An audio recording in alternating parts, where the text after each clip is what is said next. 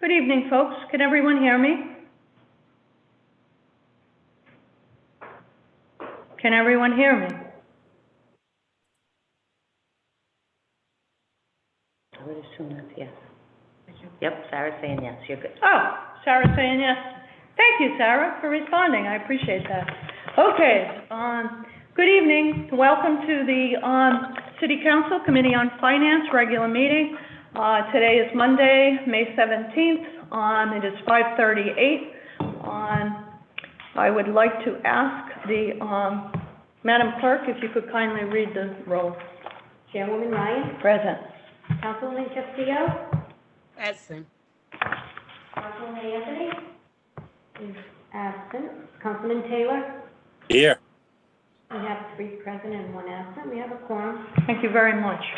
I'd like to recognize this evening, we have our famous Kevin McHugh from the Solicitor's Office with us. Thank you very much for joining us, Solicitor. And of course, we also have Gina Coster, Auditor, who is with us as well. Okay. So I think what we'd like to do is get everybody sworn in who is prepared or will provide testimony this evening. Madam Clerk, could you kindly swear in? So raise your hands, folks, and you'll get sworn in.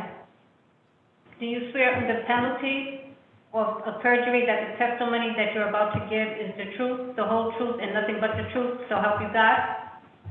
I do. I do. Please state your name and your title for the record, please. I'm Sarah Silveria, Finance Director. Krista Lindberg, Deputy Finance Director. Leo Parada, Director of Public Works. Fine. Craig Hockman, Deputy City Engineer. Maureen McManus, Associate Director of Environmental Services. Is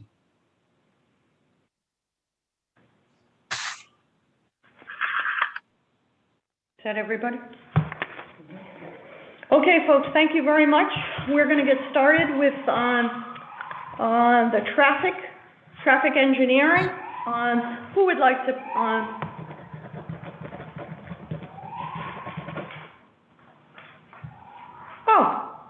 What I'd like to do first is put in our package of our 3-box reports, our summary from the Finance Department into record. So why don't I'd like to ask for a motion to enter the package of documents into the record as Exhibit 6. It is DPW All Departments financial presentation for this evening. May I have that motion? So moved. Second. Motion made by Councilman Taylor, seconded by Councilwoman Castillo. All in favor? Any opposed? Ayes have it. Motion passes. Okay, so that's Exhibit 6. Then we have a package of documents we're going to refer to as Exhibit 7, and I understand that they are the DPW. There are 3 contracts: Rhode Island Resource Recovery, Waste Management, and Passport Labs.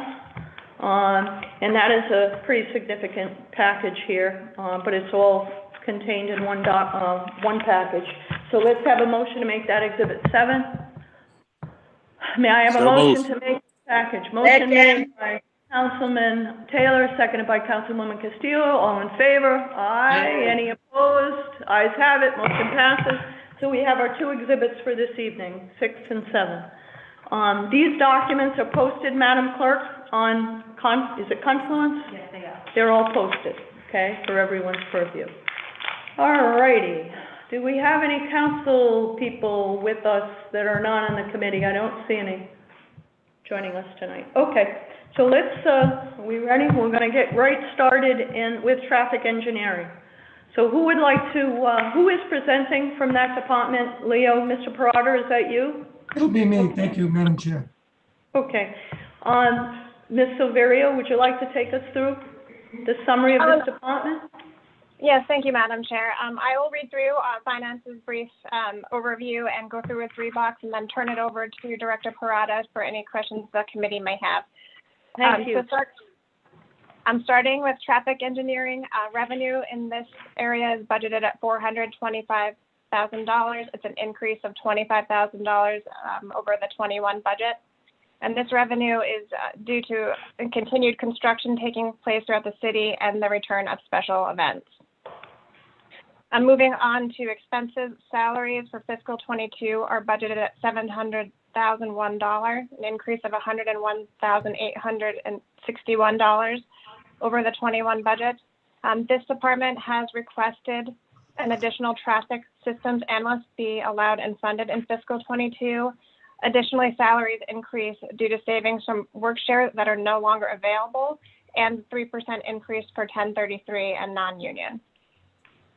Total benefits for fiscal 22 is budgeted at $499,201, an increase of $57,792 over the 21 budget.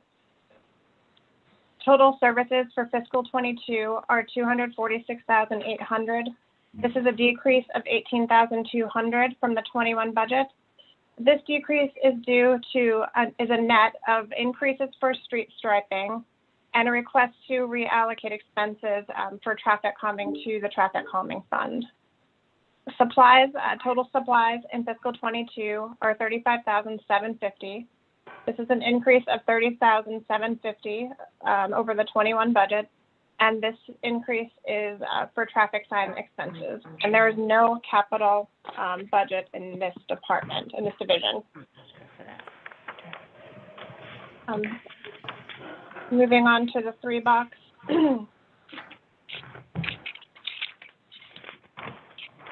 The first page is a detail of revenue, so you'll see that miscellaneous revenue is showing an increase of $25,000 to $325,000, and detail salary revenue will remain at $100,000. Moving on to expenses, salaries has increased $111,000 for reasons we outlined in our narrative. Overtime is budgeted at $90,000, as a $10,000 decrease from the 21 budget. Callback is remaining consistent at $5,000. Longevity is budgeted based on schedule. Benefits is not the purview of the department, and the increases there are primarily due to pension and medical. Moving down below to services, there's a training budget of $1,000. You'll see repairs to equipment has been zeroed out, and that has been moved to the traffic calming account. Maintenance and service is $235,000, an increase of $45,000. There's a miscellaneous professional services budgeted for $10,000. Small tools, shops, and supplies consistent with prior year at $5,000. And there is a traffic sign has been budgeted at $30,750. And I'll pause here for any questions that you may have of the department. Committee members, any questions? Madam Auditor, do you have any questions? Just one question. Sarah, the balance of the traffic calming fund and any expenses that have come out to date? Crystal Lindbergh, do you have a total balance in that account right now?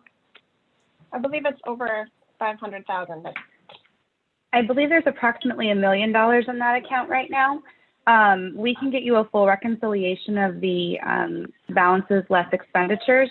To my knowledge, nothing has been charged to that fund yet. Okay, thank you, and I'll get that to the full committee. Thank you. Any other questions, committee members? No, Madam Chair. Mr. Parada, do you have any thoughts you'd like to share? You've got a request for an additional traffic systems analyst for FY 2022. What is your vision?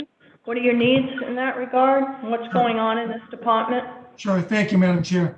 So basically, as everyone is well aware, traffic calming is a big issue in the city, and there's increased demand for whether it's speed humps, speed lumps, raised crosswalks, signage to slow people down. We have to do the analysis prior to making any of these improvements within the city. So our request is to add another analyst so that we can get through the backlog, get through all of the requests that we currently have. We're starting to catch up, but the demands are ever increasing, and that would be the need for the additional analysts. Looking at the revenue side, I think Sarah said it well. We've been fortunate this year that we've been able to meet the revenue for construction side of work. Brown University, the 195 land, that work has continued despite COVID. But the one thing that has not continued is the special events. So you can see there was a downturn in revenue in that area. We anticipate now that vaccines have rolled out and we're opening back up to normal, that we'll be back to normal business with special events, and revenue will go back up. So, Mr. Parada, after the traffic analyst, or after a study is done on a particular location, and a determination is made that traffic calming measures, infrastructure measures are warranted, do you follow up, does the department follow up and do traffic studies after, subsequent to the installation, to make sure that the treatment was appropriate? Do you do any reporting in that regard? Well, pretty much after the analysis is done, it's pretty much in time with when we're ready to install. There's not much of a lag time. I think that as we move forward, circumstances may change, right? Traffic has varied due to COVID, and I think it may change again post-COVID, and we may see some different results from our traffic analysis. Right now, we're seeing increased speeds throughout the whole city, and there is a big demand for slowing that traffic down. There's a number of treatments that can be made to do that, whether it's speed humps, speed lumps, raised crosswalks, striping, signage. We find that the speed humps, speed lumps are most effective. Obviously, the ideal situation would be increased enforcement, but we all know that the police department is tasked with other things, more important things, and they can't be on every street every day monitoring speed. In the state. Thank you. Mr. Parada, can you speak to new language regarding the speed zone cameras and what process or how you're going to move forward with that? Particularly funding. Funding for the usage of the money? Is that what you're speaking about? Yes. Yeah, okay, yes. So we crafted some language and we looked at basically the speed cameras in school zones. So we looked at that and said the most logical use of that money is to put it back into the neighborhoods, reinvest that money in those areas that are close to schools and the local neighborhoods on a rotating basis, looking at where we have high demand for traffic calming, doing studies in those areas, and implementing whatever traffic calming measures are appropriate. We would do that throughout the whole city on a rotating basis, utilizing a portion of those funds in every year, not depleting them, but using a portion of them. That would include traffic analysis, signage, making repairs to traffic signals that are important to those areas, and striping. So whether it be crosswalks or just striping on the center lines or gutter lines to narrow down street widths to slow traffic down. So basically using the money that is being paid by traffic offenders for going too fast and reinvesting it in those neighborhoods near schools and local neighborhoods to make traffic go slower in some other areas where we may not have cameras at all. So there's $1 million balance. Someone, Ms. Lindbergh, expressed that there's $1 million in that fund balance right now. How much has been spent out of that? My understanding, I don't think any money has been spent out of that account at this point. Okay. So the council requested that whatever monies are generated from those cameras that we receive in the city level go back into the community for traffic calming measures. So where are we getting the money to pay for our traffic calming measures right now? How are we funding those installation of speed bumps or raised crosswalks, striping? How are we paying for that? So the speed humps, raised crosswalks, that's being paid out of the CIP, Capital Improvement Program. That was budgeted prior to, I believe, the implementation of this fund, the creation of the fund. But going forward, if this is another revenue stream for us, obviously, that would be something that we would be happy to utilize with your advice and consent. Okay. Okay, anything else going on in that department that you want to tell us about, revenue or expense wise, policy wise? Any concerns moving forward? No, I think, traffic calming is a big issue within that division. It continues to be, it remains to be seen if things change as we reopen the city.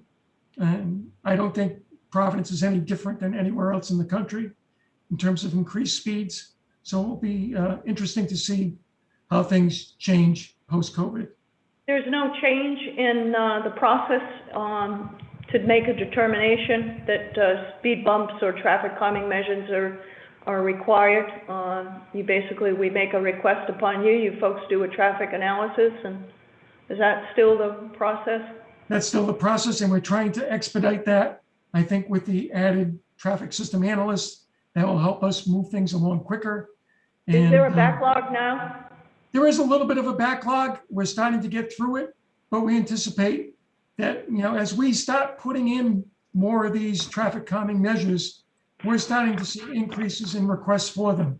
We know it's a hot topic. People fall on both sides of the coin, but we're trying to respond as best we can.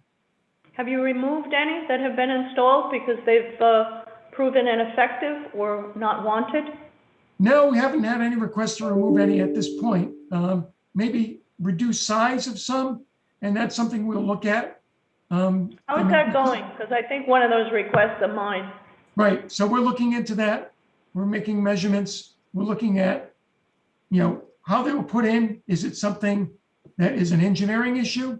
Is it something that maybe it's a little different because of the nature of the street? Is a street flat street versus a hill? Is it just too high in general? We're looking at all those. Too many? Right. Too many? Right. Looking at all those possibilities. Okay. Is there one contractor that's doing all this work, or is it multiple contractors? Last year it was D'Ambra. This year it's Narragansett Improvement. I believe there's also a additional work that needs to be done.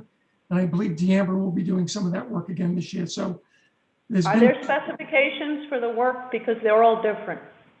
They're all, the specifications are very much set in stone. They're given to the contractors. Obviously, we have different styles, but they all have to meet those specifications. Okay. There are some inconsistencies which are kind of troubling. And then the other issue council folks have noted is the signs are not on the bumps, and I believe that's where they're supposed to be, so that the plow drivers know to raise the blade. So I know that you were going out and reviewing that. I just wanted to encourage you to do that before we finished. There needs to be consistency in the placement and also as well as signage. Okay, are you all set, Madam Auditor? Okay, let's move on. Thank you, Mr. Parada. Let's move on to I just had one Public Works. question, Madam Chair. Oh, I'm sorry, Councilman, I didn't see your hand. Please. Just one question. Leo, on the 54250 traffic sign, it looks like it was 15th. I miss why that was. I didn't catch what you said. It says traffic signs, number 54250. like it's down by like almost 15,000. Is there a reason for that? Right, so some of those signs are being shifted over, the expense for those signs are being shifted over to that traffic calming budget, because we know that many of the signs that we do install are directly related to traffic calming type of projects. So shifting that over, putting it more in line with what we do, utilizing some of that money that is being paid by speeders throughout the city and reinvesting it in the neighborhoods.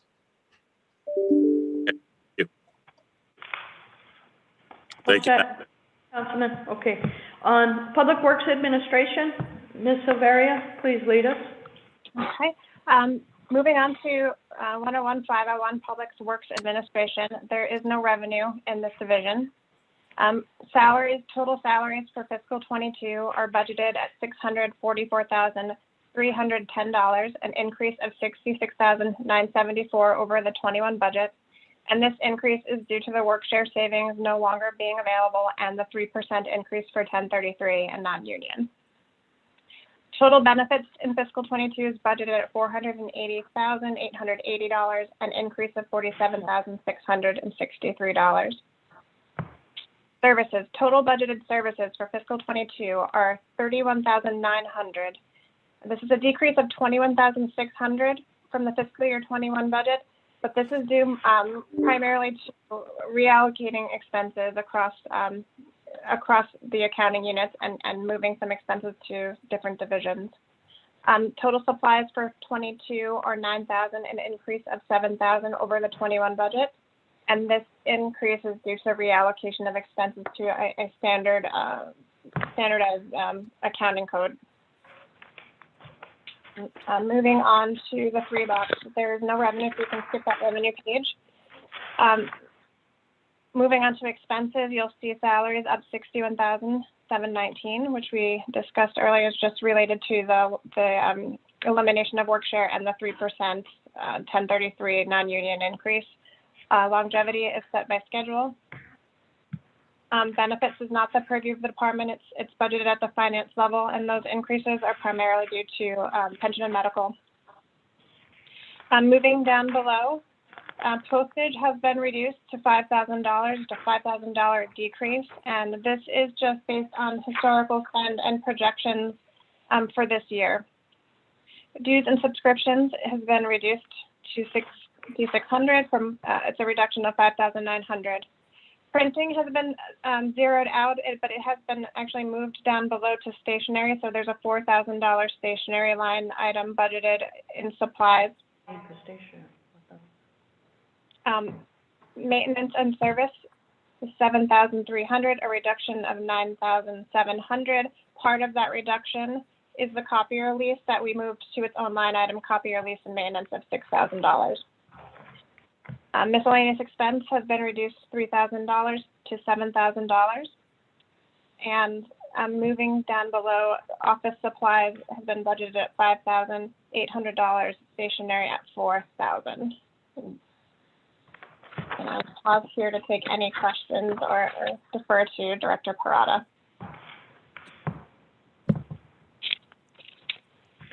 So I just have a quick question. Well, Mr. Parada, do you want to talk about this department? How are you doing? There's no revenue. What are your expenses? Do you have any challenges with the department? What's going on? Right, so the biggest challenge that we have on the administrative level is we've been without a deputy director for a few months now, almost probably a little over a year. That's a position that we should be filling shortly. We've posted and we'll be hopefully taking care of that soon. One of the things that I found in my short time that I've been director, and I think that many of the other directors have seen the same thing, is that we're a very reactive department, right? We react by filling potholes, taking care of waste on the street, picking up debris, trying to put out, so to speak, fires every once in a while, reacting to snow. But it's very difficult to be proactive. And I think having a deputy will enable the department to be more proactive enable us to do bigger things, better things, provide better service to the city and to the constituents that we serve, and develop new systems. I think in the last year, we've been able to measure a few things and put together a few things that will be good for the city. But I think with that added capacity, I think we'll be able to do much more. So speaking about being proactive, do you not send on, I recall there was a crew that used to go through the wards, ward by ward, and just take an assessment of problem areas? Is that happening or is that not happening? We do that, but I'm speaking more globally, right? So in terms of how do we assess moving forward in terms of paving streets? We do have an analysis, but there's more information that we can gather, more that we can do. How do we address, and we'll get to this shortly, mattresses? We've been able to put together some statistics, and I think once again, with your advice, with your input, I think we can put together a good plan to address the disposal of mattresses. We have some good information, good data, but it takes time to do that. It takes time to put this information together. Those are just two small things. So rather being reactive, putting together information, gathering information, and being proactive and putting together a plan so that we're presenting something that's going to be sustainable and worthy of implementing. What do you use for stationery that's $4,000? Well, we use quite a bit just for sending out notices, whether it's for environmental violations, etc. That's usually the big driver. We also use for permits, whether it's parking permits, other types of permits in the division. So those are printed, pre-printed prior? Mm-hmm. You don't just generate them from a computer? They're not computer-generated notices? Right, we have to pre-print some of the Pre-printed? Yep. Okay. Madam Auditor, do you have any questions? I do, but at this point, Councilman Taylor. Oh, boy, I'm sorry, Councilman Taylor. You're in the top left corner of my screen, and I'm not seeing you as quickly as I should. I apologize, Councilman. No problem. Couple questions, Leo, Director. The mattresses, I know you mentioned mattresses, and that's like my forte. Mm-hmm. So next year at this time, actually, I believe it's January of next year, or is it July, that Waste Management will be picking them up?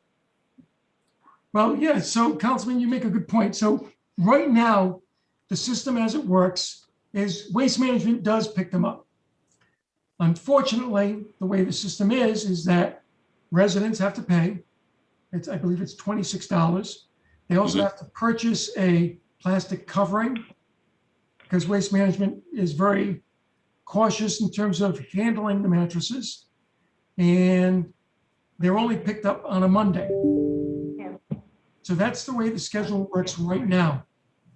Okay, I'm talking about the free when it goes into. Right. So this committee, myself, we developed a sort of a conceptual plan for Waste Management to do this going forward. I think it'd be wise for us to sit down as a group and to rethink how we do this. I think we've seen some of the issues that Waste Management has had recently, picking up yard waste, handling of just general garbage. I think they're challenged in some respects.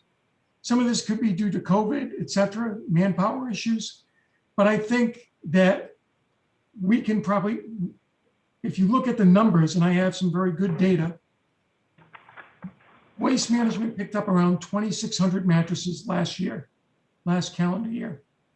The city of Providence picked up over 4,500, and then another 3,300 were brought to the Mattress Depot on Saturday for free.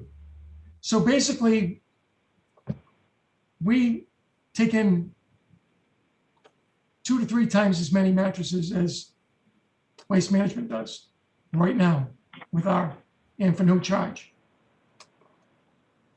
When they're gonna give us the money back, which I believe is $100,000, I'm not sure if it's July or January of the coming year. I'll have to look at the contract.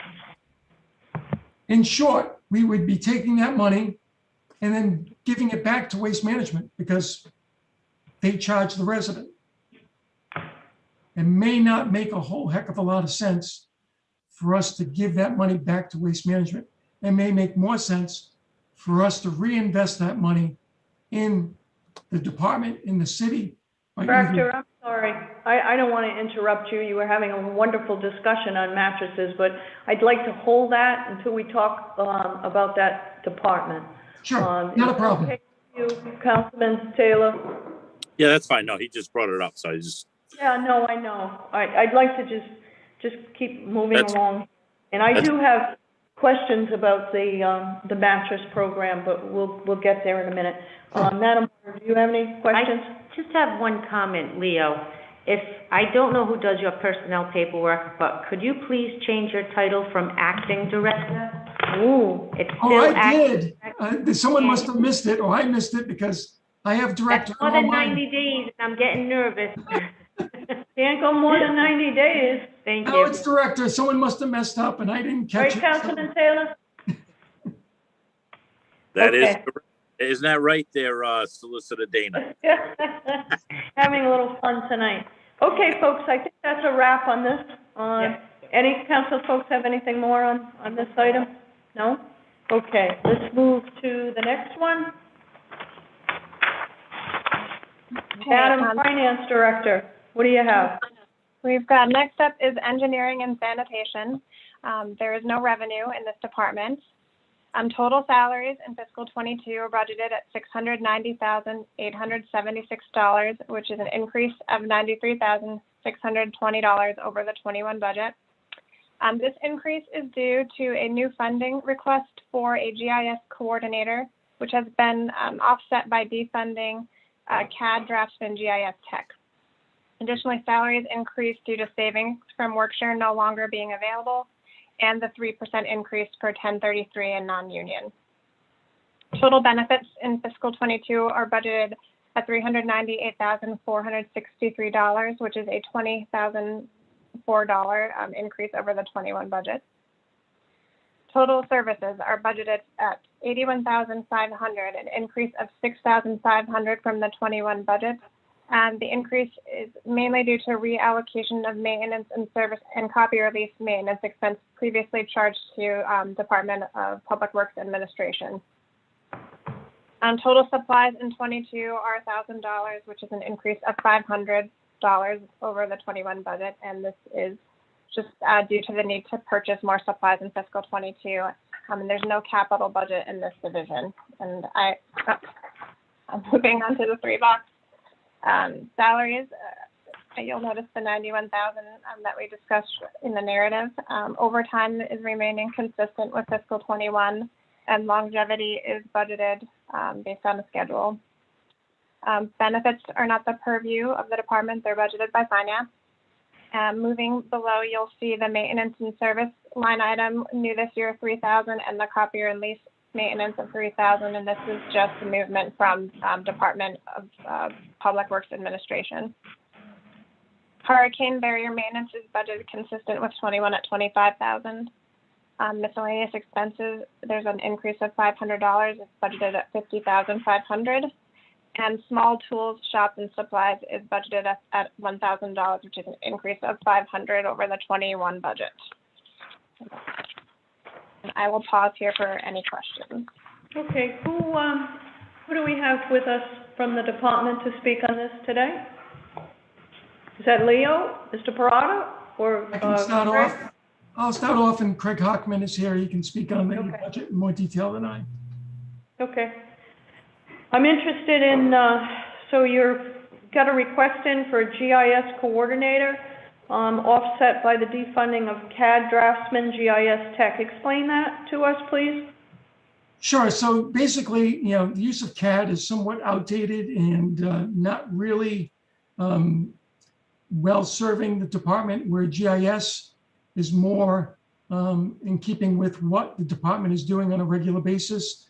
That goes with mapping our projects, whether that be through CIP, whether that be through Providence Water, National Grid, all the various projects that are happening throughout the city, tracking sinkholes. We created a map to track potholes. So mapping is critical to the functions that we do on a regular basis, and it enables us to make better decisions. So I think having someone with that capability will be better serving of the department and of the city. So we don't need a CAD draftsman anymore? Now, I think that that somewhat technology has outlived its usefulness in the department. I think that what we do need is someone who is well versed in GIS. Okay. All right. So who is it? Craig, Mr. Hockman, that works on the CIP road and sidewalk work? That's Okay. correct. Craig, take it over. You want to just give us a brief overview on where you're at with that? We are going to have you come back to take up the CIP on its own, but why don't you just give us a briefing, please, on what's going on relative to that work? Sure. The DPW capital improvement plan has several line items. Roads, the maintenance, repair, and resurfacing of them is a lion's share, about $20 million.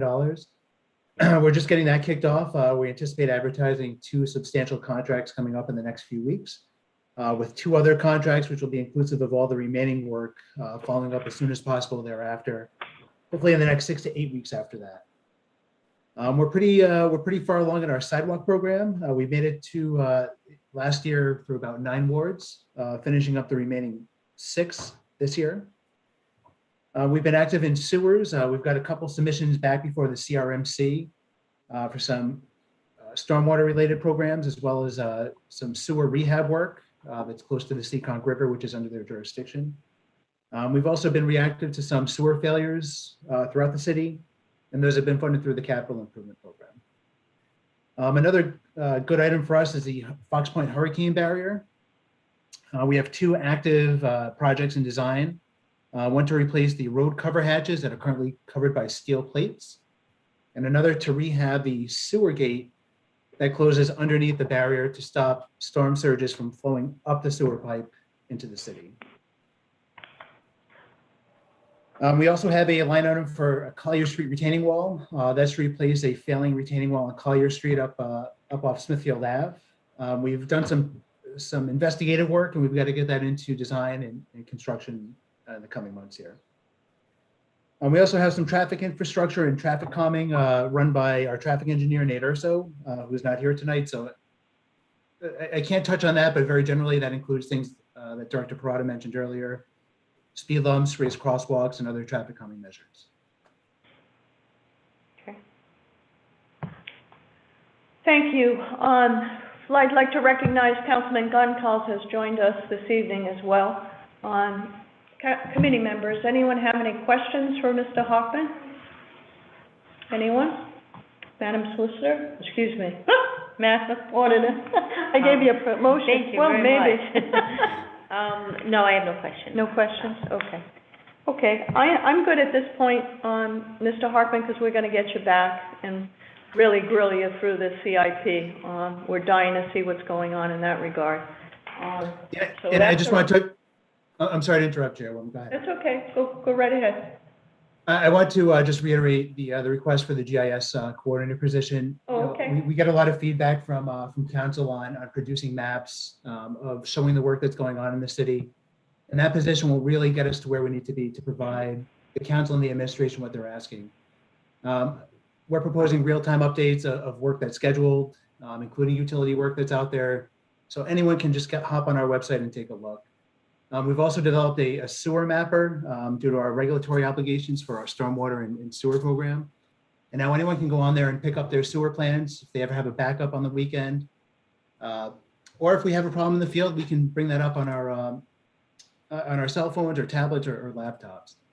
Really, this person would be managing that data for us and making sure that it's current in perpetuity. Great. Thank you very much. Thank you. Okay, Madam Finance Director, next one. Next up, we have environmental control. Total revenue for fiscal '22 is budgeted at $55,000, an increase of $15,000 over the '21 budget, and this revenue is generated from the sale of garbage and recycling receptacles. Moving on to salaries, total salaries for fiscal '22 are budgeted at $606,558, an increase of $29,311, and this is due to the work share program ending and the 3% increase for 1033 and non-union. Total benefits for fiscal '22 is budgeted at $434,984, which is an increase of $37,232. Services, total budgeted services for fiscal '22 are $11,195,750, an increase of $424,427 over the '21 budget, and this increase is due to growth in contractual costs along with greater demand for residential waste removal and moving rodent control from the supplies line item. Total supplies for fiscal '22 are $6,000, an increase of $10,000 from the '21 budget, and that decrease is due to the reallocation of rodent control expenses up into the services line. And there's no capital budget in this division. Moving on to the $3, the proposed garbage receptacle revenue is $55,000, $15,000 increase, and that's based on trends and projections. Moving on to expenses, salaries, Can I just interrupt you? I'm sorry. Obviously, we're selling more barrels right now, and I think that's a function of the fact that they're getting older. So do we have any aging on these barrels? I've been getting a lot of requests. I know other council people have been getting a lot of requests for barrel replacement. Obviously, it's a concern because when the barrels get damaged and there's holes in them, they attract rodents and it becomes another problem. So is anyone looking at the trash receptacles? Leo, I might use your term and say in a proactive manner, as opposed to just reactively, when requests come in, we sell them to residents. What's going on there? Yeah, so I know that the barrels are aging. There are probably many of them, maybe 10 years or more. I know inspectors have gone out recently in various sections of the city to look at conditions, make an assessment of them. I know even some council people have done it and given us information, and barrels were swapped out where it was appropriate. So we'll continue to do that. We're constantly having to replenish our supply. We get them from Rarick Pacific, and the cost, basically, we pass it on to the resident. They cost us around $55 a barrel to purchase after we take into consideration transportation, et cetera, and we charge the resident $50 to replace the barrel. And that's if the barrel is gone or missing. If it's broken, it's done for free. Okay, thank you. Please continue, Madam Silveri. Okay, I'm moving on through expenses. Salaries are increased by $63,000 due to the elimination of work share and the 3% raise. Overtime is being reduced to $65,000. That's a $35,000 decrease. Differential and alternative work week are budgeted consistently, and longevity is budgeted based on schedule.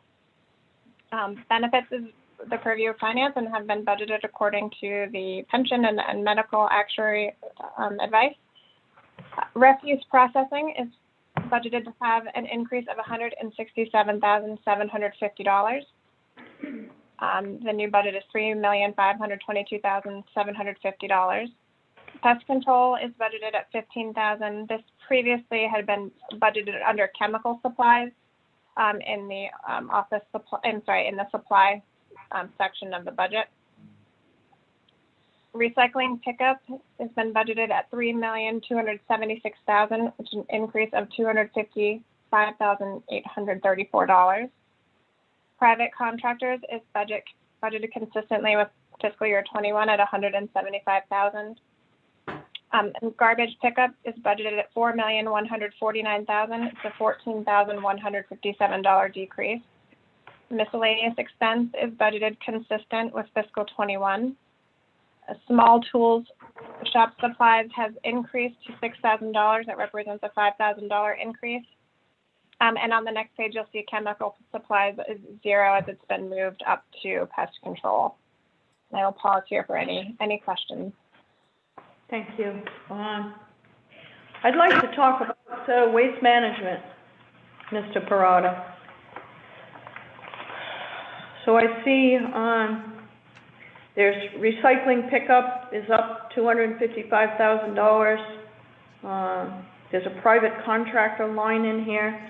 Talk us to refuse processing, that's up as well. So what's going on?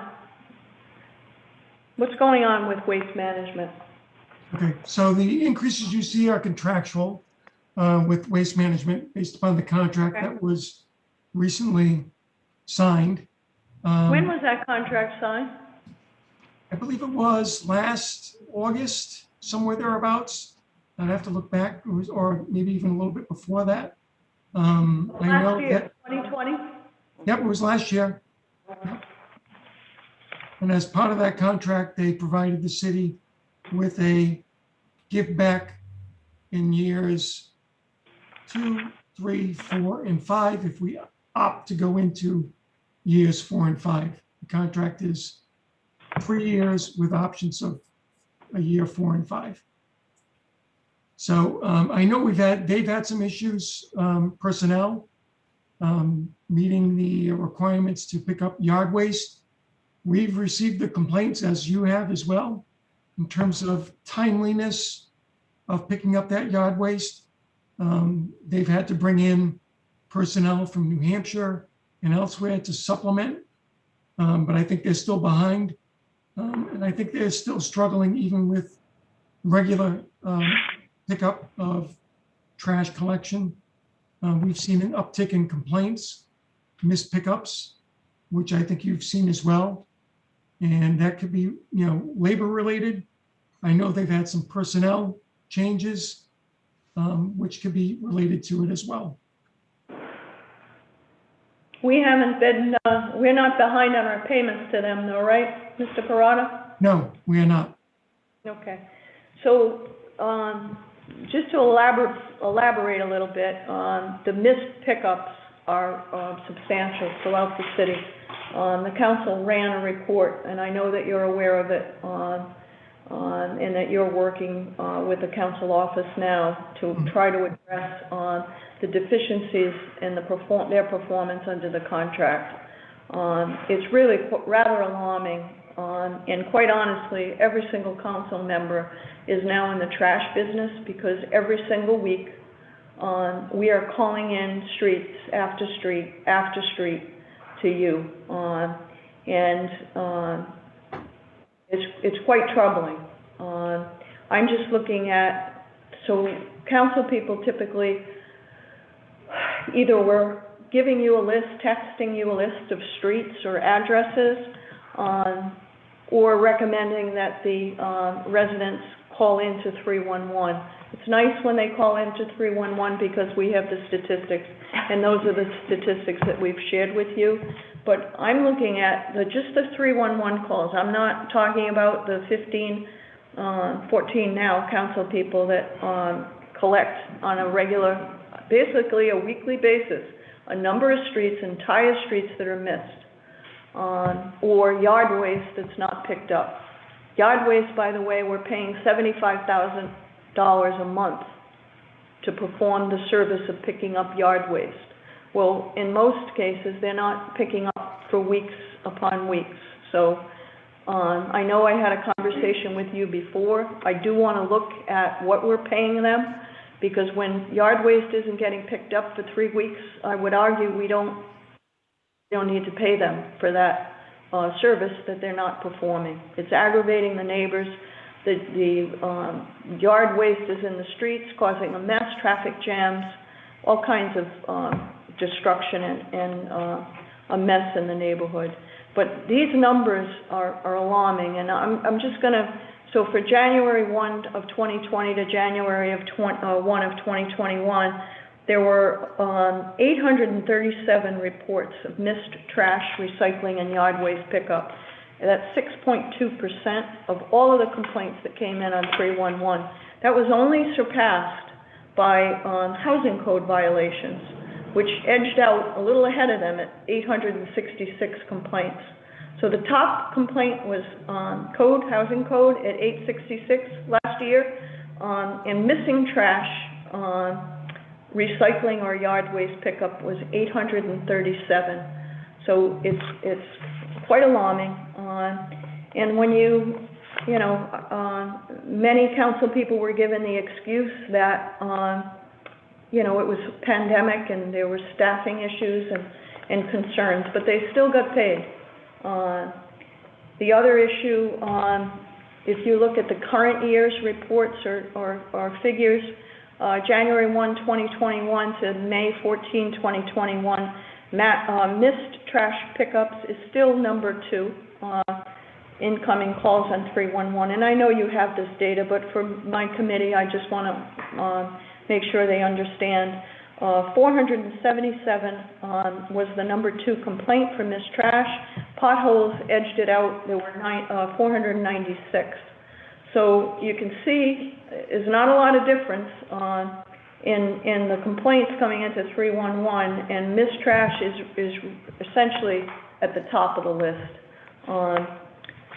And it's further alarming when you look at the contract language, which says that this contract can, a material breach in the contract would be, one of the elements is conduct that results in more than 5% of the total number of customers in the service area making complaints in one calendar year, such complaints being unresolved by the contractor and documented by the director. So I know that you've got that on your plate and you're looking at them, but I'm going to ask that the city solicitor also look at the contract and that you work with the city solicitor, because we are paying waste management to pick up trash and they are not picking trash up. Residents are in the business of reporting street by street that is not picked up. It's unacceptable. As well as the burden on council people to additionally call and notify you on a weekly basis of how many streets were not picked up and yard waste that goes unpicked up since the program began. And the answer that we get is that they're behind. So I'm going to ask you to look into that, and we're probably going to get waste management in after you have an opportunity to review the contract with the solicitor as well as the provider. I see Councilman Taylor's hand is up. Councilman, do you have thoughts on this that you'd like to share? Yes, I don't want to beat a dead horse, but you were spot on, Madam Chair, because I am one of them also with the other 14 that get complaints. And the problem is that I see it's the same areas. That's what really gets upsetting. It's not like it's Thurston Street this week and next week it's Sinclair. It's Thurston Street this week and Thurston Street next week.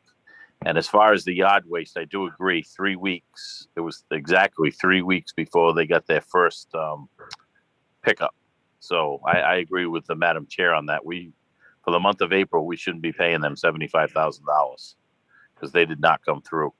And also, when you call bulky items, which I call all the time, I can see why people get frustrated, because you call no matter what time of day it is. I've done it early in the morning, and I've done it late in the afternoon and around lunchtime, whatever. You call, sometimes the wait time, when you call, it says 30-minute wait time. I mean, it's ridiculous that you have to wait 30 minutes. Or what I find, if you call real first thing in the morning, they answer the phone, and when I call in, I say, "Oh, I have a few addresses for bulk items," and they hang up. and I got to call back again. And I don't know if that's just like purposely they're doing that or what. It just gets me very frustrated. And I have reported it up the chain, and they do. They give you the excuse of they don't have enough people. Nobody wants to work. They had to bring people down from New Hampshire. Well, if that's the case, then again, I think we should have them in because that's the biggest, probably the complaints that we get, besides the speeding and the other stuff. But as far as the DPW side, but like I said, I won't beat the horse. Another Thank you, question. Councilman. I had two more questions. Sorry. One is the rodent control. I know it says 2 people. Do we actually have 2 people for rodent control right now? Yes, we do. We just hired our second person, I believe, 2 weeks ago. So we're fully staffed. Okay. And also and I know I've given you or given Maureen some addresses. If we could, because I had an 85-year-old guy on Lewis Avenue. He needed a barrel. His was broken. They brought his barrel, left the old barrel, and told him I'll be back tomorrow. Well, a week and a half later, I ended up bringing the barrel down on a Saturday. So I think if, should be a one for one broken, take it. You know what I mean? And if they see a broken barrel, like I've had some with no wheels on it. And, I try to tell them to go through, but that should be something where I think environmental, when they're riding around there and they see the trash can with no wheels on it, they should be the one reporting it to you, not the customer. Mhm. And Agreed. last thing, I promise. The stickers for the yard waste. Is there any way that you can get some of those out to the city council? We used to have some. And I know I threw them in my car and people asked for them. I don't have any more. And there's none at the council. And I'm not too sure if there's any. I haven't been down to the 700 Yeah, we have a fresh batch. We'll be more than happy to drop them off to you. Not a problem. Councilman Taylor, I brought about 1,000. Excuse me. Ms. McManus, would you like to respond to? Okay, please do. Thank you, Madam Chair. Councilman Taylor, I brought about 1,000 of the new yard debris stickers to Stephanie at the council office, and she put them in the cabinet right in front of her desk, but I can get you many more. I put an order in for about 10,000, so we should Was that recently? It was probably, I'd say, a month ago. Okay. 'Cause I look where we usually have them and they're not there. So maybe it's possible that she didn't put them all out or people grabbed them. But I can definitely get you some, of course. Okay, thank you. Thank you, Madam Chair. Thank you. Councilman Taylor, I might just give you a warning. Maybe we don't want to be distributing yard waste when we can't get it picked up. Yard waste stickers, when we're having a difficult time getting yard waste picked up. So just a word of caution in that regard. I also wanted to talk about rodent pest control. I know I've had a number of council people express concerns on, there was one point where I believe we issued a council resolution saying if we couldn't handle the rodent baiting request, that we engage a private service. Tell me about what's going on with that, Leo. First, are we behind?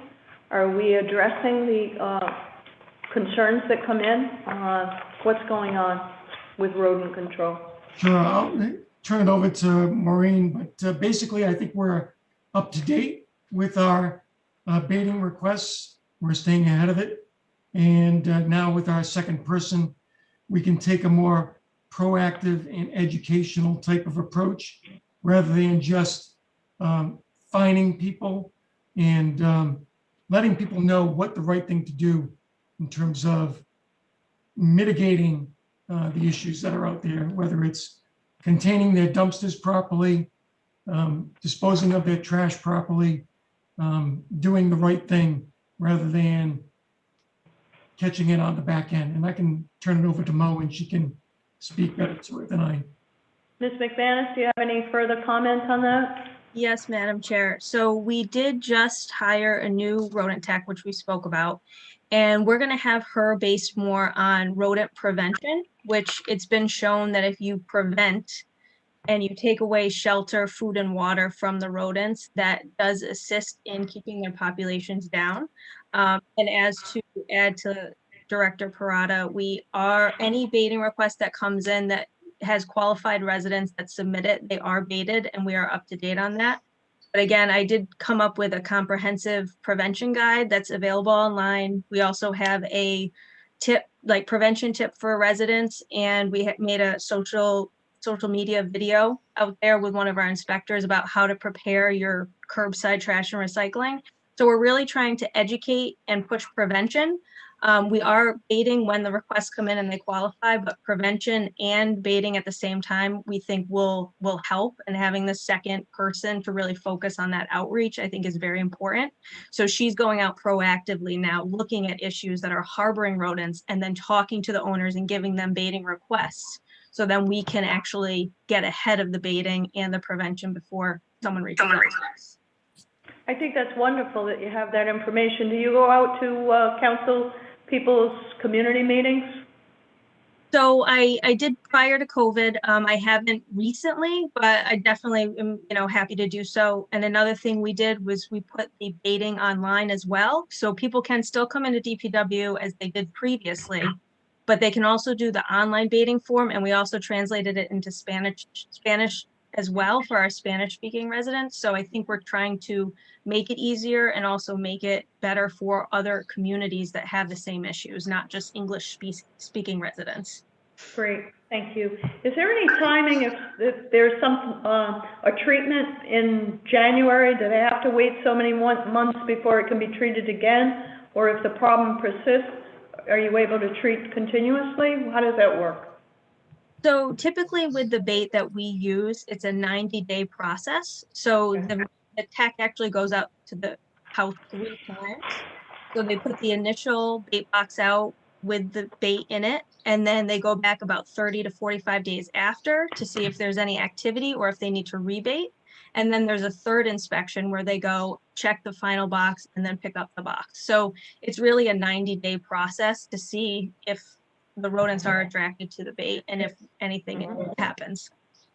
Thank you very much. So who can talk about the mattress shredder? Where are we on that? I know that that was a matter discussed during the master lease. Before anyone answers, I'd like to recognize we have Deputy Majority Leader Harris, and I also see a hand up for Councilman Taylor. Do you have a question on rodent, Councilman Taylor? Yes, quickly. I forgot what I was gonna say now. Oh, okay. So I will verify. I believe the rodent online works very well because I've used it, and also the barrel replacement works very well. But the problem I see is that we have more than just Spanish and English people. So in my neighborhood, I have a lot of Cambodians or Southeast Asians. The problem I see is they're doing the right thing, but they're doing the wrong thing. So they live on the 3rd floor of a house. They take all their cans or bottles, they put them in a trash bag. They come down from the 3rd floor, they're recycling correctly, and then they throw the whole trash bag in the trash can. And then they either get fined or the recycling doesn't get picked. They don't understand what's going on, so they do it again next week. And I've had some cans sit out there for 3-4 weeks just in the recycling when they're doing the right thing, but they don't know they're doing the right thing. How do we address those specific, other than just English and Spanish? How do we address, we can't just go out and give them a ticket every time. And I think when we do the organization, we need to, the training, we should include everybody if possible. Sure, we can work with you, Councilman, and get some language translated that's appropriate and do better outreach. I think that's, that'll work. That'll be a big a step in the right direction. Okay, thank you. Thank you. Okay, let's talk mattresses. Another topic that's near and dear to the heart. Ms. McManus, do you have any thoughts did you wanted to share on that rodent issue? Yeah, I apologize. I just wanted to add. So Rhode Island Resource Recovery currently has for the state about 5 different languages that they translate for all their recycling material. So that's something I've been using that they have already translated for us. So I use that in my outreach to different parts of the community. And I do agree that there's over 100 different languages spoken in Providence. So just communicating to different residents is a task in itself, but we can definitely, we're all about looking into how to make that better. And I'm trying to look for stewards in each ward that we can really, people that can speak the language and people that know what's going on, and then maybe reaching out to them as being stewards for DPW for this type of work. So that's something kind of bigger picture that we could talk about at another time. Okay, can we talk mattress shredder? Sure. So the mattress shredder, that went out to bid last summer, and I believe the CIP had an estimate, I want to say around 150,000, 175,000, somewhere thereabouts. But pricing was significantly higher than that. It was in the range of 600,000 or $1 million. The issue is that the mattress shredder is a complicated piece of equipment that is very difficult to manage and run. The only one that is active right now is in private hands. I believe that is with the company that used to be owned by Vinagro. I'm not sure the name of the company right now. So basically, even the state of Rhode Island Resource Recovery doesn't have one. It's a very difficult piece of equipment to operate. If you don't know what you're doing, someone could lose a limb, an arm, or worse. It's expensive. It takes up a lot of room, and there's a lot to it. So doing that on our own, well, I think that, you know, the idea was good. I don't think that people realized the cost when it was initially put in. And you're just talking the initial cost to purchase. You're talking a substantial amount of money to operate on a regular basis. And Okay, so we're gonna have to revisit that. right. Okay, all right, so keep us updated on that and informed. Mhm. Anyone else? Council, committee members, council members? Any other questions? Madam Auditor, you have any questions on this topic? I do not. Okay, let's move on. Thank you very much. What's next? Next up, we have the Highway Department. Total revenue in Highway Division is budgeted at $250,000. This is a decrease of $30,000 from the fiscal '21 budget. Moving on to expenditures, total salaries for fiscal '22 are budgeted at $2,517,866. This is an increase of $286,692 over the '21 budget.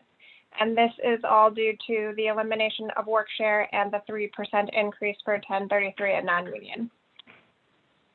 Total benefits for '22 are budgeted at $2,021,322, an increase of $152,611 over the '21 budget. Total budgeted services for fiscal '22 is $200,000. This is a decrease of $10,000 from the '21 budget. And the decrease is due to reduction in miscellaneous expenses based on historical spend within the department. Total supplies budgeted for '22 are $177,000, a decrease of $40,500 from the '21 budget. And this decrease is due to a reduction in supply items based on historical spend within the department and projection. Capital budget, the capital budget will remain consistent with fiscal '21 at $100,000. Okay. Moving on to the three bucks. Highway Department revenue, dumpster fees has been budgeted at $100,000, consistent with the '21 budget. Curb work, sidewalks have also been budgeted consistent with '21, and permit revenue, we're budgeting a reduction of $30,000. We're budgeting $130,000. Moving on to expenses. Salaries are budgeted at 2.3 million. It's a $292,000 increase, and that's based on the elimination of work share and the 3% increase in 1033 and non-union salaries. Overtime and salary expense are budgeted consistent with fiscal year 21, as is temporary salaries. Longevity is budgeted based on schedule. And employee benefits are budgeted at the finance level, and that the increases there are due primarily to the pension and medical expense. Moving on to services, street sweeping has been budgeted at $185,000, consistent with fiscal 21. Miscellaneous expenses have been budgeted at $15,000. This represents a $10,000 decrease from the 21 budget. Small tool and shop supplies is budgeted at $12,000. It's a $3,000 reduction from fiscal 21 budget. Asphaltic products has been budgeted at $85,000. This is a $15,000 reduction from the 21 budget. Cement, plaster, and products is budgeted at $10,000, representing a $10,000 decrease. Housekeeping supplies is budgeted at $16,000, which is a $9,000 decrease. Lumber has been budgeted at $4,000, a $3,500 decrease, and uniforms has been budgeted consistent with fiscal 21 at $50,000. Additionally, the structures and improvement budget is at $100,000, consistent with prior years. I'll pause here for questions. Thank you. Mr. Parada, are you going to be speaking on this topic? Okay. Yes. My eyes are going to street sweeping. I can never say that. Street sweeping. 10 times fast. Talk to us about that, please. Okay. What's going on? According to our residents, it's not happening. So how many times are we sweeping annually? I know that we have a consent agreement and we're supposed to be sweeping more regularly. So what are we doing out there? So we started street sweeping back in March, and we continue on a nightly basis. And we've supplemented with a private vendor, Able Sweeping, who is providing us right now 2 street sweepers per evening. We anticipate that will continue through this budget year and into the new fiscal year. With that, it's difficult to, you have to understand the street sweeper generally goes 2 to 3 miles per hour, and we have 730 curb miles of street sweeping to do in the city. So we rotate on a ward basis. Supplementing that with our street sweepers, we have 3. Generally, there's 2 out per night. You're talking, it would take somewhere around 219 nights, full complement, city and vendors, to complete the city 6 times. But with that said, it will probably cost more than the 185. So the 185 gets you to a certain level, but I'm not sure it gets you all the way if I'm to follow the letter of the law of the ordinance that was recently passed. The 185 probably gets you to, I would say, maybe twice, maybe 3 times with a vendor, but not all the way. Our street sweepers would be able to supplement, but you have to do more street sweeping on the mains, the downtown area, which we do on a regular basis. I'm sorry. Continue, please, Mr. Parada. Were you interrupted or? No, I'm good. I think that's it. So that gives you, in a nutshell, we've been doing it since March. The vendor came on board. I believe it was May 14th. They just came on board right after the last budget was finalized. We had to put the agreement into place, and they've been able to provide us with 2 sweepers on short notice, and the cost is $145 per hour per sweeper. So, Mr. Parada, where I'm going with this is $185,000 is budgeted. It's not doing the job we need it to do. The streets are not swept. enough. There's an ordinance that was just passed, you referenced it. How much money in that account do you need to be able to fulfill the requirements of the ordinance that the council just passed? Realistically, if we're actually going to sweep 6 times in the city, you're probably talking on the low end, $450,000. Okay. Is that total, or is that 450 in addition to the 185? Is that Total. 450 in total? I think that's Okay. total. So you're saying 450 will get us 6 times? I think it'll get us to that 6 times. But, How does our, I'm sorry, how does our budget compare to other municipalities? When I travel to Boston, when I go to other cities, they're sweeping every night. I think we're on the low side, number one. I think that you also have to look at what they have in terms of capacity. Some communities have, and you have to understand, they've built it up over the number of years. Some communities have 15, 16, 20 street sweepers, own 15, 20 street sweepers. How many do we own?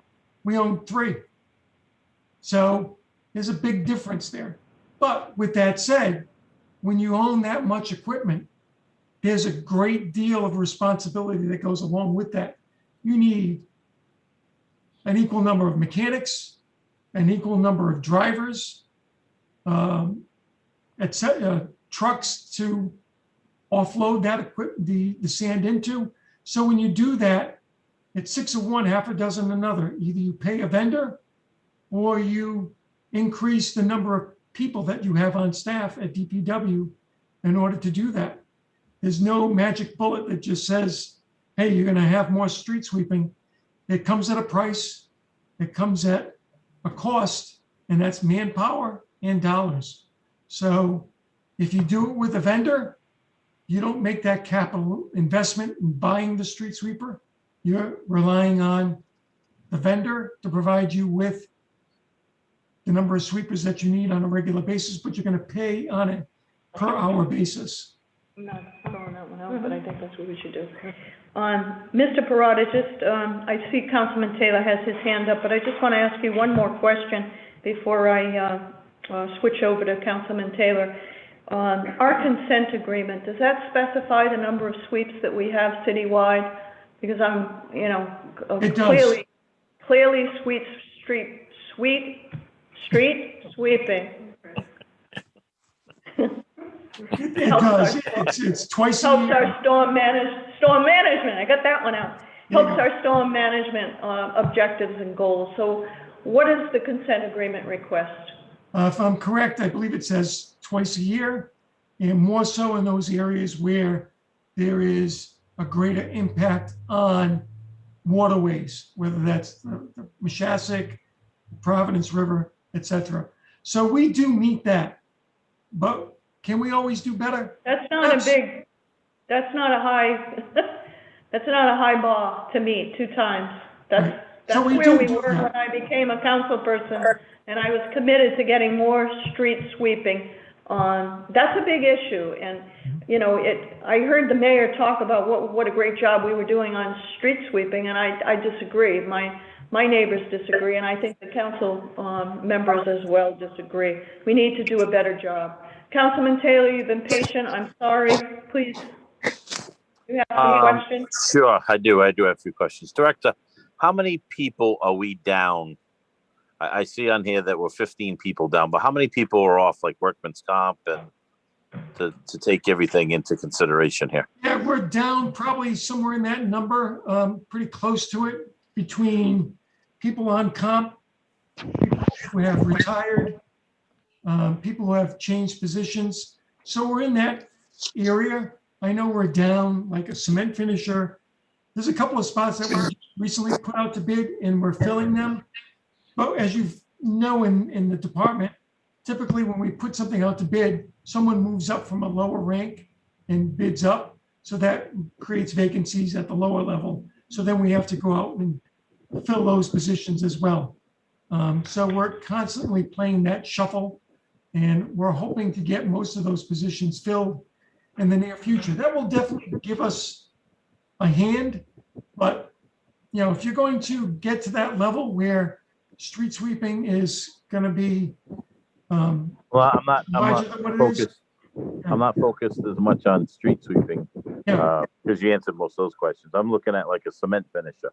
Right, That- so we're that- down a couple of those, right? So we're down in cement finishers. You're down 2 of those, or some are off on workman's comp and you're down more than 2? One, we're down. One, it just came back from comp, but we're down another one in the sewer division. So we're down 2 at least. Okay, possibly because now's the time, obviously, to have a full, from now till October, October. November is the time to Right. have a full boat of cement finishes. And I know last year, and I know pandemic was there, but I had some stuff that wanted to be done, and I was told, you know, we can't, the cement finishes, we don't have that many. Mhm. Yeah, So, we do have I'm just- one right now that we can use and we can do the work, but you know, they are challenged with other work as well. We try to balance all of that.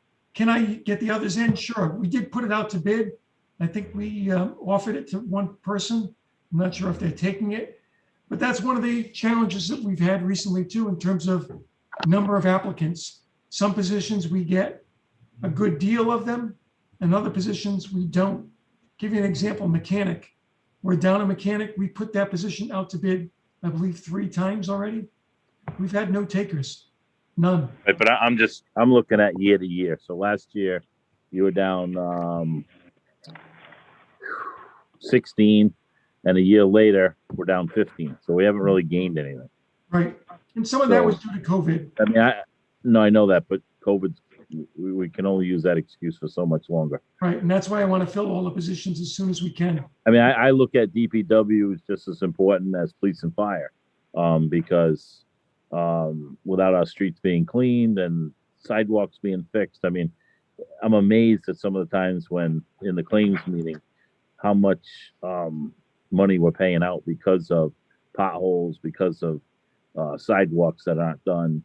And then every year I look and we're down heavy equipment operators, or we're down cement finishes. So we're always behind the 8 ball. And I want to know, I'd love to come in and see, okay, 65, at least now we have a full boat. Right. But I haven't seen I that. agree with you on 3 years. 100%. All right, thank you, Madam Chair. Thank you, Councilman, for your questions. Can you explain to me, Mr. Parato's cement finisher, what is their job? What is their role? Just to put sidewalks in? Well, that's part of it, right? They'll do, obviously, when we have snow operations, they'll do snow plowing. They can do brickwork. They can do other labor type of work, whether it's helping filling potholes. So it's not just doing cement in the summer months. It may entail doing patching in the fall or the winter with potholes. So the jobs are varied, and but we do have a certain level of expertise that we require for that position. Do we have another street sweeper? You said it, a street sweeper in the master lease, this master lease? We just purchased one in the lease this past summer, so now we have 3. Okay, all right. Seems like we can't get more than 3. Well, Seems like 3 seems to be our max. I think Once we get to 3, 1 breaks, and then we need another one. they are very labor intensive to maintain. You have to change the brushes, you have to oil them, you have to do a lot of work on it because they take a lot of abuse while they're out there. So when you do that, there's a cost that you have to pay for that, and that's in labor, in time, and repair dollars. Mm-hmm. Okay. How about our sewer folks? How are they doing? Oh, sorry. They're tasked with quite a bit of work, and you have to keep in mind that there are probably over 600 miles. You know what? I'm jumping the gun here. Okay, go ahead. Mr. Parada. I want to keep you on the topic, and we'll move through quickly. I have no more questions. Do you have any questions? I do not. Let's go to the next department. Actually, snow removal is that. Snow removal is next year, right, Madam Chair, but this is, this entire budget has been level funded from fiscal 21. There are no changes to this budget. Okay, let's move on. Thank you.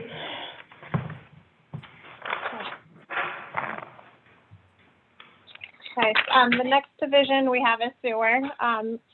And I'll quickly read through the narrative here. Total revenue for fiscal 22 is budgeted at $11,000. This is an increase of $1,000 over the 21 budget. Moving on to expenses, total salaries for 22 are budgeted at $561,154. This is an increase of $42,779. And this increase is due solely to the work shares program ending and the 3% increase for 1033 and non-union. Benefits for fiscal 22 is budgeted at $407,936. It's a $19,031 increase over the 21 budget. There are no services budgeted in this department, and supplies is budgeted at $65,000. A decrease of $27,000 from the 21 budget of $92,000, and this decrease is due to historical spend and projection within this division, and the capital budget will remain consistent with fiscal year 21 at $50,000. And I take you over to the 3-box. Revenue here is budgeted $1,000 more than 21 at $11,000. Moving on to expenses, salaries. The increase in salaries is, as I said, due to the elimination of work share and the 3% increase. Overtime is budgeted consistent with fiscal 21 at $80,000. Longevity is budgeted based on schedule.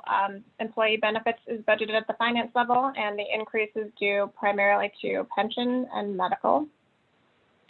Moving on to supplies, small tools, shop supplies is budgeted at $7,000, which represents a $3,000 decrease. Construction, maintenance, and supplies is budgeted consistent with 21 at $15,000. Gravel and sand is budgeted at $3,000, a decrease of $4,000 from the 21 budget. And special castings is budgeted at $40,000. Which is a $20,000 decrease from fiscal 21. And structures and improvement is consistent with prior year. And I will pause here for questions. Thank you. Madam Order, did you have a question? Sarah, this is...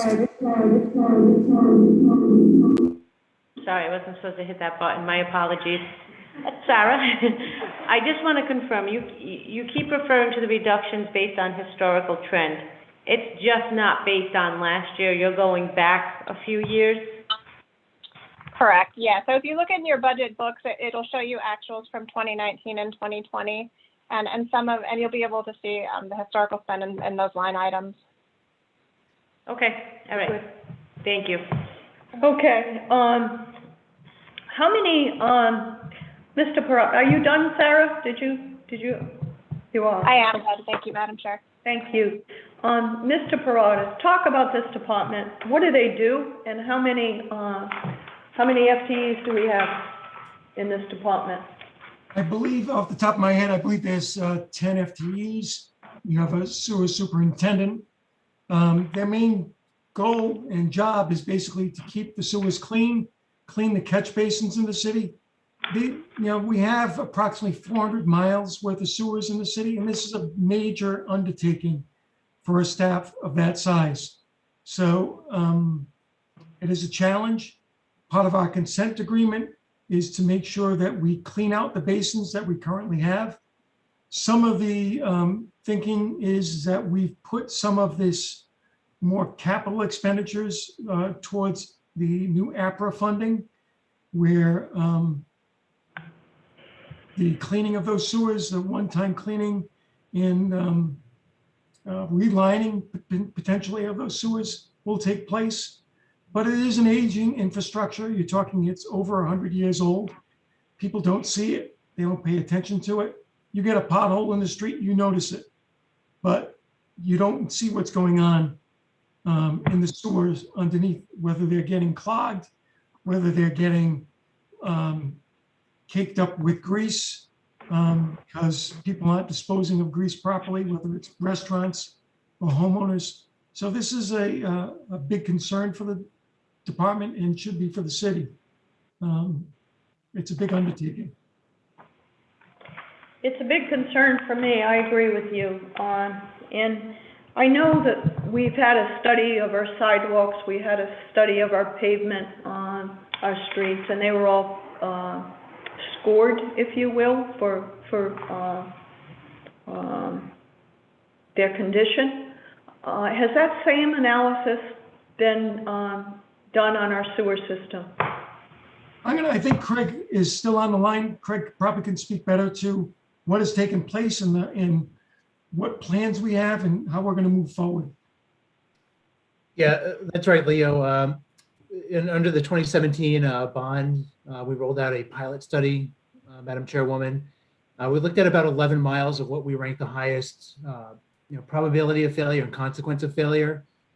And this is really the first time we've taken a look inside our sewers since the Narragansett Bay Commission was created and took over some of our liabilities. But they really left us this deferred liability of 400 or so miles of combined sewer and another 150 miles or so of stormwater sewers. So to build on what Director Parada said, we're actually looking more towards 600 miles of sewers, about 15,000 catch basins and 15,000 manholes. That's just an astronomical number for a staff of 10. I am happy to say that the pilot study did produce some results and findings. We know our sewer system has problems. We're actually getting ready to bid our first proactive sewer repair contract in the next few weeks. So that is absolutely huge for us. It's something I've been advocating for a long time, and something that I'm proud of the department for pivoting and taking a more proactive approach on this. Great. So you keep saying, I've heard a couple of times now that for the size of the staff, is the staff size appropriate for the challenges that they face? Because I do think that they're significant. Do you folks need to add to staff in this department? I think the best thing to do right now is to see what needs to be done.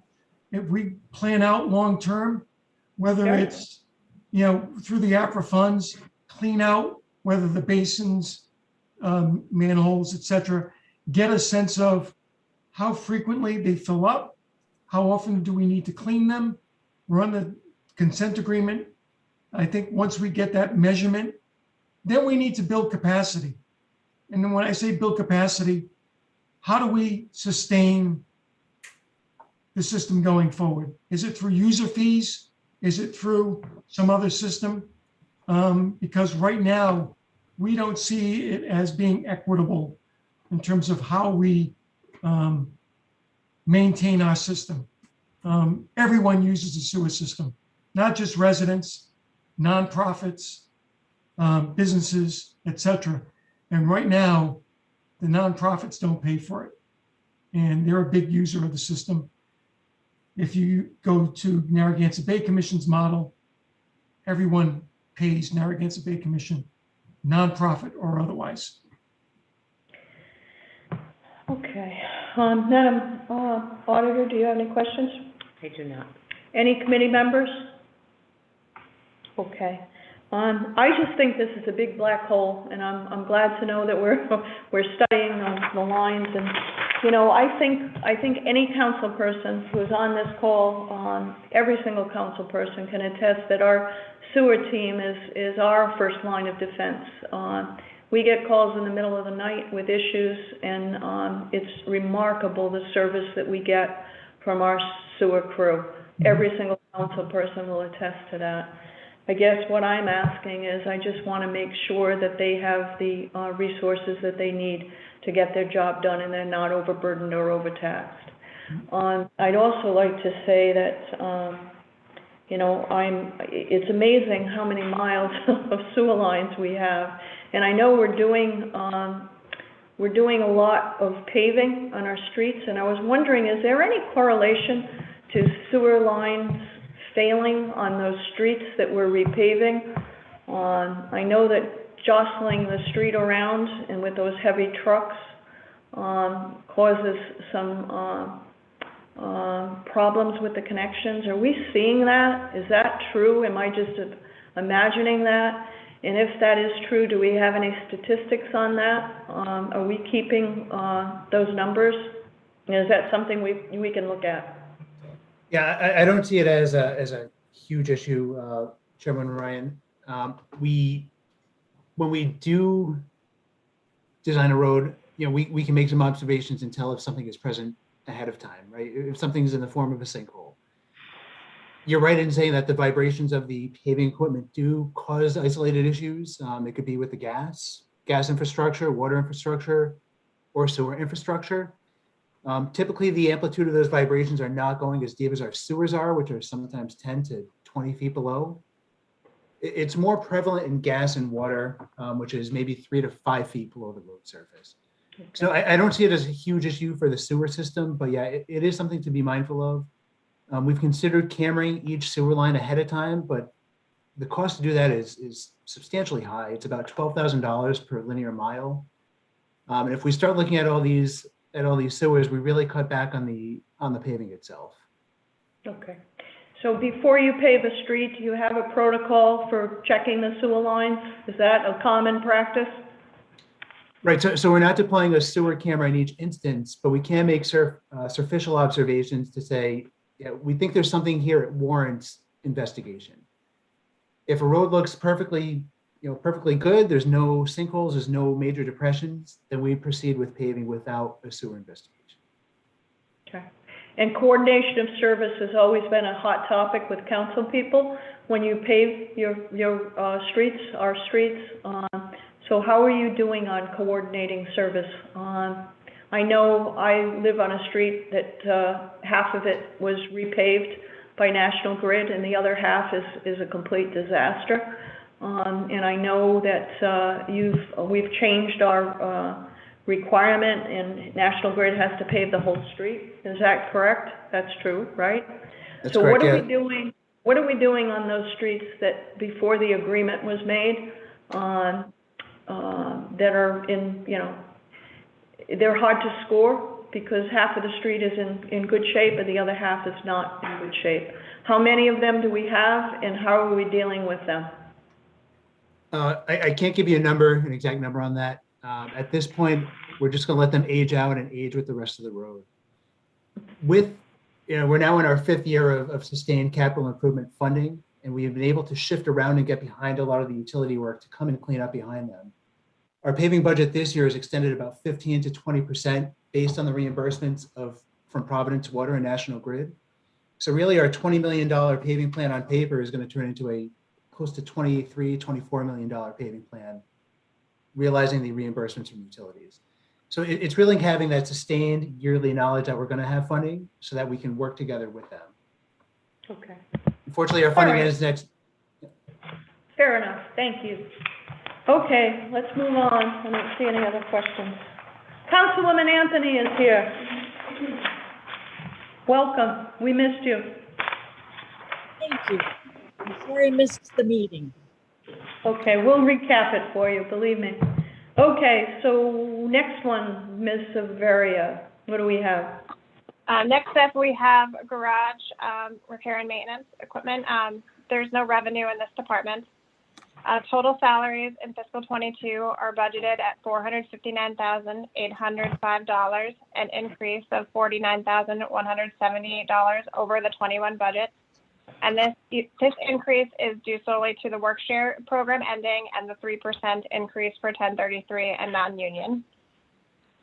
Total benefits for fiscal 22 are budgeted at $366,149, an increase of $42,027 over the 21 budget.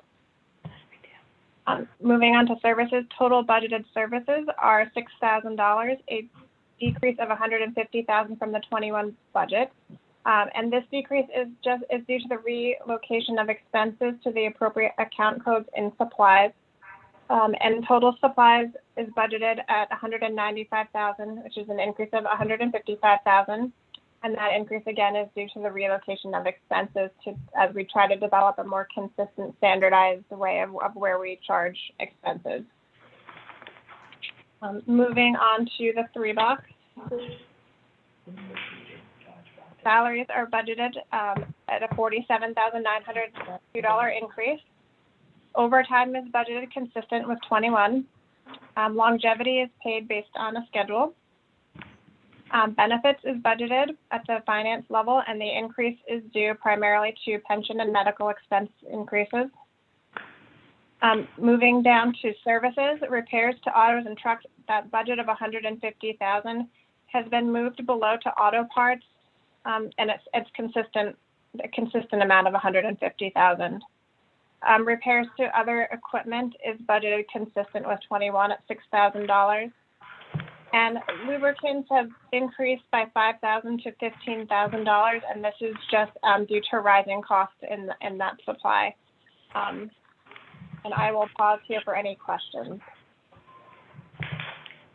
Committee members, any questions? Madam Auditor, any questions? I'm good. I think we're good. Okay, moving on, we've got parking administration up next. Total revenue in fiscal 22 is budgeted at $3.1 million. This is an increase of $100,000 over the 21 budget. Salaries expense is budgeted at $211,982, an increase of $34,270. And this increase is again due to the elimination of work share and the 3% increase for 1033 and non-union. Total benefits is budgeted at $131,352. It's a slight decrease of $15,590, and that's just an allocation change. Total services for fiscal 22 is budgeted at $323,510, an increase of $101,490 from the 21 budget. And this decrease is due to a savings in private contractors' expense related to credit card transactions and how those are processed. There is no supply budget in this division, and there is no capital budget in this division. And so moving on to the 3-box report. Parking permit revenue is budgeted at $600,000, consistent with fiscal 21. Parking meter cash returns has been budgeted at $900,000, and the parking meter related to credit card transactions has been budgeted at $1.6 million, and that's a $4,000 increase over the 21 budget. Moving on to expenses. Salaries is budgeted at $206,982. The increase is related to the work share program ending and the 3% contractual increase for 1033 and non-union. Overtime is budgeted at $5,000, consistent with prior year. Benefits is budgeted by the finance department and is not the responsibility of that department. And moving on, maintenance and service is budgeted at $50,000, consistent with prior year. And private contractors is budgeted at $273,510, a $101,490 decrease over fiscal year 21. And I will pause here for any questions that you might have of the director. Okay, thank you. Director Parada? You've been busy tonight, huh? It's my job. Overnight parking permits, how many of them do we have? Right now, we have about 3,100 active resident permits and about 1,000 guest permits. We've recently implemented applying for overnight permits via online. It's been a great success. In about the 1 month mark, we've already seen over 200 applications just online. And people can still apply in person. They can still apply via mail. But I think this will be a significant improvement to the system. We've seen a good influx of permits in the last month or so. And it appears that we're getting back to pre-COVID levels of permits issued, and we'll probably exceed that in the near future. What was the highest amount we've ever had? I think it was around 3,200.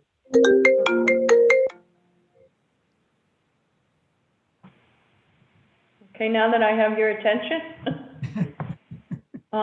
Okay, so you just said we're getting back to historical numbers, and the online application process seems to be effective. My biggest concern on this is when we have a snowstorm, what is the coordination of trying to help these folks find places to park? Right, so And is that a component of giving them a permit? Right, so we let them know up front that they are responsible for finding their own alternate parking. But with that said, the city has put on its website alternate parking locations that they may avail themselves to, whether that's local churches, community centers, private businesses, private lots that are out there that they can contact for alternate parking. That is out there right now. So that's a feature that we never had in the past, but it's still the responsibility of that person to look for those spaces. We do give them notice prior to a parking ban, prior to a snow event, if there is a parking ban, but that'll vary in terms of how much time they get notice. It could be 6 hours notice, it could be 10 hours notice, it could be 4 or 5, depending upon the nature of the storm. All right, and you have all their email addresses so that you can contact them in a storm? We do, yeah. Okay, and we tow those cars if they're in the street and they ignore the notices? Yeah, we work with the police department and they will tow. So we will do that. All right, is there any numbers or is there any data relative to how many parking permitted folks we have that get towed? Do we know that? That I don't know. That's a good question. I'm not sure if we have that kind of data. It would be interesting to find out.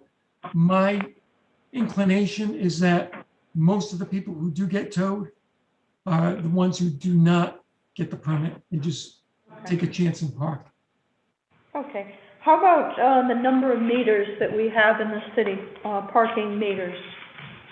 How many do we have? Yeah, so we have around 2,200 meters throughout the city. Parking has changed significantly since COVID, and I think it may have ushered in the new era of parking. Prior to that, there was usage of coin, credit card, and cell phone. Cell phone typically took up around 25-26% at its highest level in terms of percentage of credit card transactions. Now we're seeing it's around 45%. So the city is moving towards converting payment. Instead of using credit card at the machine, you're going to use your cell phone. You'll still be able to use the machine for coin, but we're going to transition over to using your cell phone. It's easier. It's more cost effective for the city. There's less maintenance on the meters. Technologically, we don't have to make improvements to our meters on a regular basis. To give you an example, just like with your own cell phone, when you go from 3G to 4G, you have to upgrade your phone. You have to go from 4G to 5G. You have to upgrade your phone. Well, the same thing with the meter. You have to upgrade the meter. That is hardware upgrades that we have to make that can be quite expensive when you have that many meters throughout the city. The person has their own cell phone. All they have to do is download the app. That's it. They will be able to park. They put in their information, credit card information, their plate. They pay the user fee. We don't get charged the credit card fee. They do.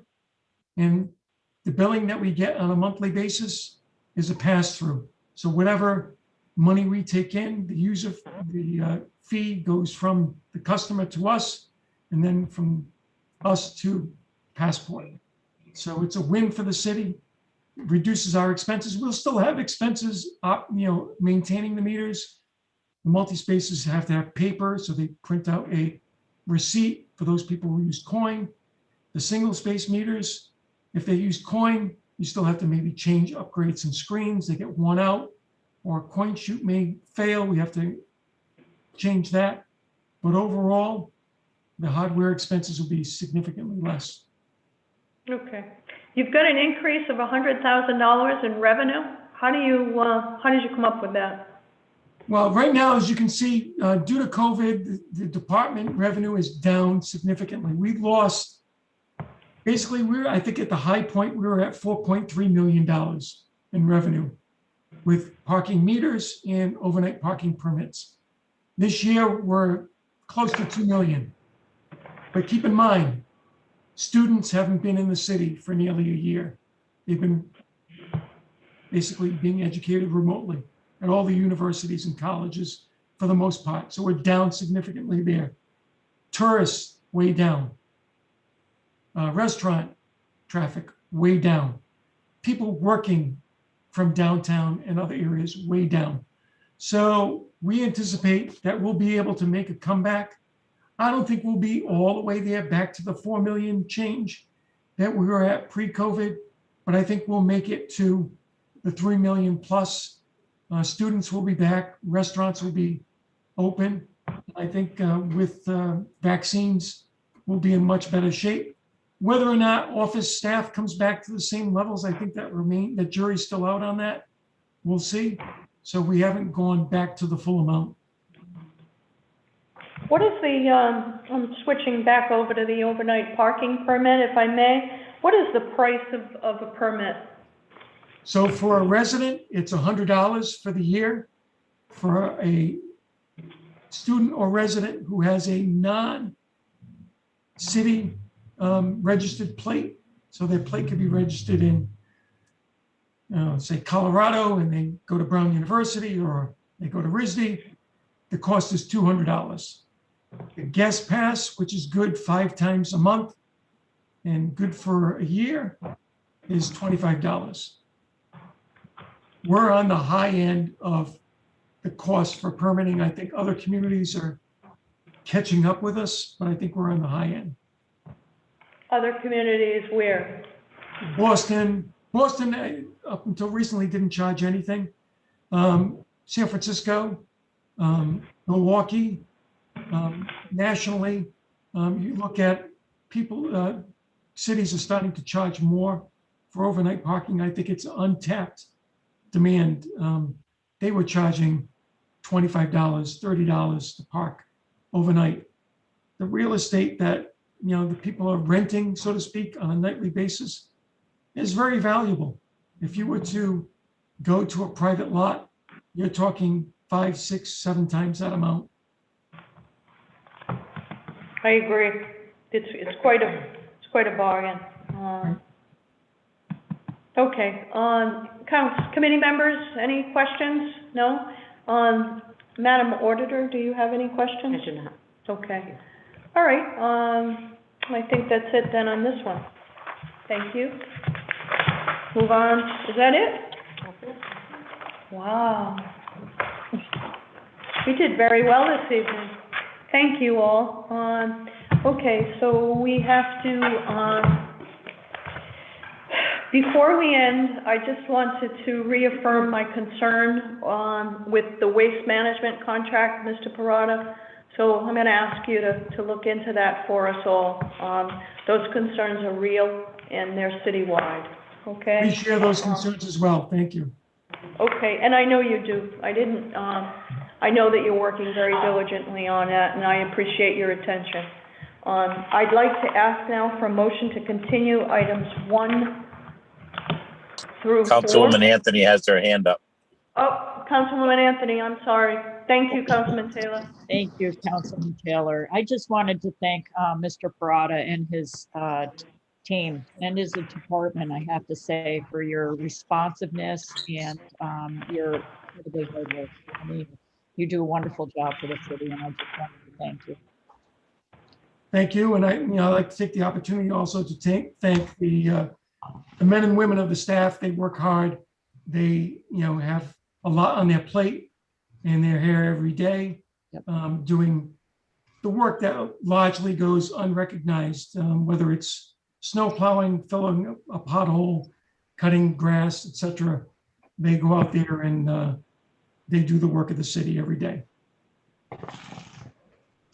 May I have a motion to continue items 1 through 4? So moved. So moved. Second. Motion made by Councilman Taylor, seconded by Councilwoman Castillo and Anthony. All in favor? Aye. Opposed? Ayes have it. Motion passes. These items are continued. May I have a motion to adjourn? So moved. Motion made by Councilman Taylor, seconded by Councilwoman Anthony. All in favor? Aye. Any opposed? Ayes have it. We're adjourned. Thank you very Thank much, you. folks. Have a good night. Thank you.